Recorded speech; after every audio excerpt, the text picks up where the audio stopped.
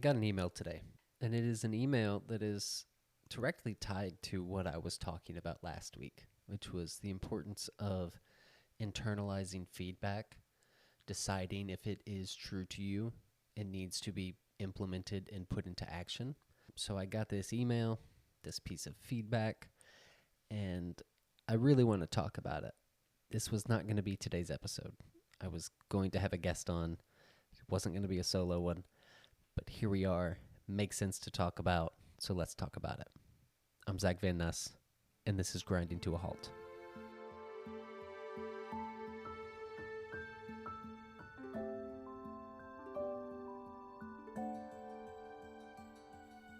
I think the best place to start is to just read the email. So the most important piece first, the subject line. And as someone who works in marketing, I know gotta have a strong subject line, gotta have a strong opener. This guy has both. The subject line is woke, all caps. So I'm definitely reading this email. The first line, just shut the fuck up. Great start to the email. Definitely going to keep reading. Just shut the fuck up.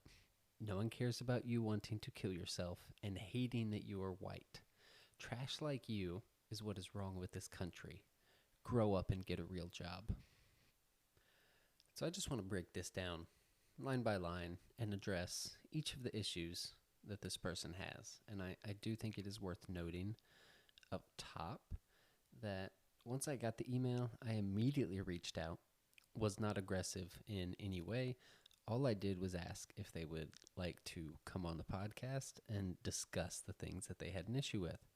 I feel like talking things out is the most responsible way we could handle this if this person has a serious issue with me or the things I'm talking about. Clearly, they think that they have a point of view that is in opposition to my point of view. I would love to discuss that. We're about 12 hours since I sent a response. They haven't gotten back to me yet. I would imagine I'm never going to hear back.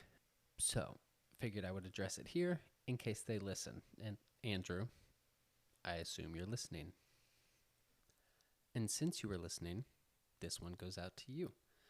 I'll start with your subject line. Woke. Meaningless. Means nothing. It's a blanket term co-opted by idiots to throw over top of anything they don't like. I'm fine with people criticizing the things I do or the things I say, but if you are going to criticize the things I do and the things I say, at least try to articulate your point, whatever it might be. Don't just throw a single word that is used as a coverall when you don't actually know what you're mad about. And the first line, shut the fuck up. No. You clicked on the podcast. I mean, the expectation is that I will speak. So no, I'm not going to shut up. That defeats the purpose. No one is making you listen. And I say that knowing already that Andrew, you are definitely listening. Continuing. No one cares about you wanting to kill yourself and hating that you are white.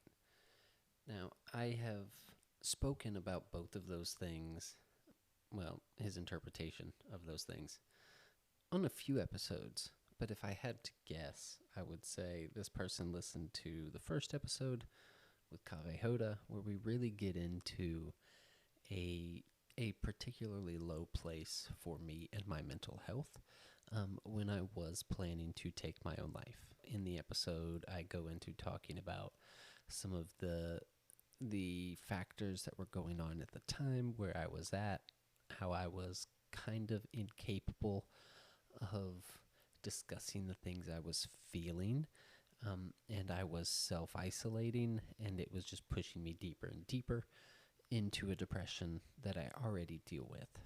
I talk pretty extensively about that in that episode. Kaveh and I go back and forth.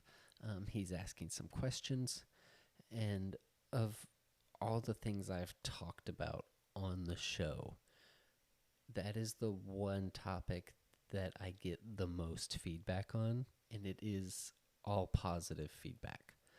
People are, first off, if they know me, typically surprised, because it's never people's assumption that I would be at a point that low, even as someone who talks about his mental health very regularly. And I get a lot of messages about this. Will just message and say that they're glad that someone is talking about it in a way that is upfront, very vulnerable, and just completely honest because it resonates with them for having felt those things also. So while the person that sent me this email might never have felt those things or been at that point, other people have felt those things, are currently feeling those things, and have been at that exact point before. So it is resonating with people. People do care, and I won't stop talking about it. If anything, pushback on a subject like this tells me that I'm doing the right thing by talking about it because it's important, but it's also still viewed as taboo to discuss it, especially for men. There's this idea that talking about mental health and talking about being depressed and suicidal is somehow this admission of weakness. And if you want to view it that way, no one can help you. But it is not weakness in the sense that I am hopeless and helpless. It is weakness in a way that I need to reach out and have the people that I care about help pull me along in those moments when I'm struggling to do it myself. So I will not stop talking about it. If anything, I will talk about it more because the more people push back against this, the harder I will push back to normalize it. So that's where I stand with wanting to kill myself and him not wanting to hear about it. The second piece, and again, this also goes back to that first episode with Kaveh, and I jokingly say that I speak with the confidence of a tall white man or the confidence that only a tall white man can muster. This is a joke I make all the time. I make this joke at work. It is a joke, but it is also 100% true because I can walk into a room, I can get on a call in a way that other people cannot. There is a privilege, whether you like it or not, that comes with being, first of all, a white man, but secondly, I'm a 6 foot tall white man who can speak confidently. That opens a lot of doors for me. That gives me a level of trust that other people have to work for. So I will call it out over and over again. I am aware of it. It is my responsibility to call it out. It is my responsibility to challenge it because it is something I have experienced firsthand that I know to be true. I have been in work environments where people who are performing at the same level as me, the equivalent of the same job title, but they are not white men, and I have seen them make $10,000 a year less. I have been in work environments where all of the men are salaried and all of the women are hourly. There are clear differentials that are drawn and that people accept as just being. And I refuse to accept those things as just being because they are wrong. There's no reason I should get any preferential treatment or be allowed to get away with more things, but I am, so I'm going to call it out because it is bullshit. Again, another thing I will not stop talking about has nothing to do with hating myself for being white. I don't give a shit about that. What I do give a shit about is when people are not treated equally and when people are judged or given less opportunities because they don't look like the person that is interviewing or hiring for that role. I do not accept that. And the next piece, I am trash and I am what is wrong with this country. To a group of people, that is 100% true. To them, because I have very progressive thoughts in terms of normalizing the things I talk about and seeing that everybody be treated equally and that I am pro-union, I am pro-workers' rights, I am anti-hyper-capitalism, I am anti-billionaire. So yes, to a group of people, I am 100% the problem. That's fine. I'm cool with being the problem if the thing that you think is not broken is that there are systems of oppression keeping everyone down. So yeah, let me be the problem. That's fine. Just know that I want you to have the same freedoms that I think I should have, regardless of whether or not you agree with me. And lastly, grow up and get a job. I have a job. I feel like I talk about my job a lot on the podcast, even on the first episode. So, yeah, of all the things, this one is the one I find the funniest because it's so ridiculous to just say grow up and get a job to a person who has a podcast where they talk about their job a lot.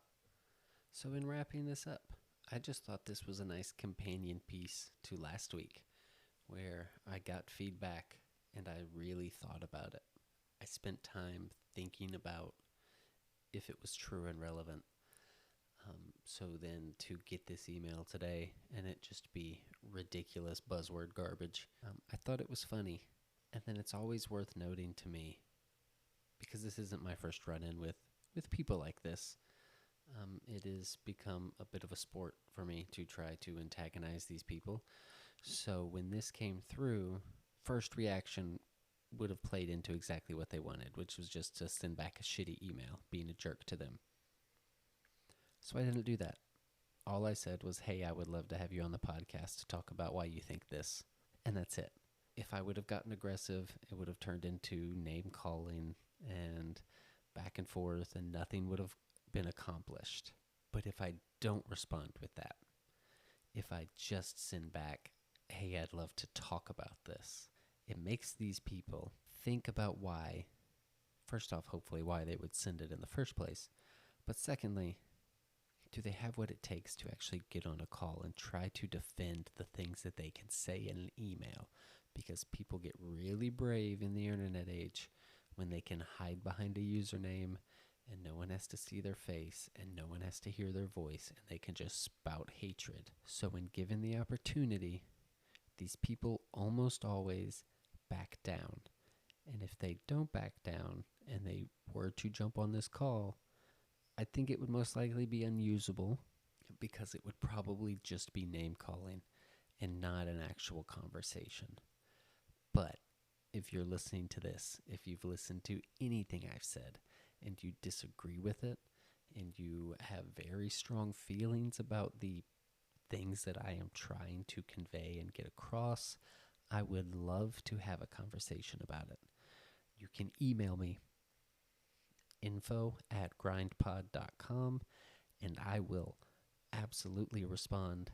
And if it would be worth our time, I will have a conversation about it. We can make an episode out of it, and we can release it so people can have two sides of an argument. I am absolutely for that. So if you disagree, reach out. I'd love to talk. And to everyone who has reached out with kind words or giving me actual feedback that has made the show better, thank you. You're the intended audience for this if you're actively listening and actively engaging. So I really, really, really appreciate it. And if you made it this far to me just, rambling into a microphone about an email, I would appreciate it if you could rate, review, like, subscribe, all of that stuff. Follow me on social media channels. I will link everything in the show notes. And I'll also link out to the screenshot of the email that I was discussing. I did block out his name, but Andrew, I know it was you, and I know you're listening. And even though I am in jest jabbing at you a little bit, I still would like you to come on and have a conversation with me if you're open to it. I will not be aggressive. I will actually listen to what you have to say, and I will respond honestly. So if you think that you have something that is worthwhile to talk about, respond to the email. I'd love to talk to you. Thank you to everyone for listening. Thank you all for your support, and I will be back next week with another episode.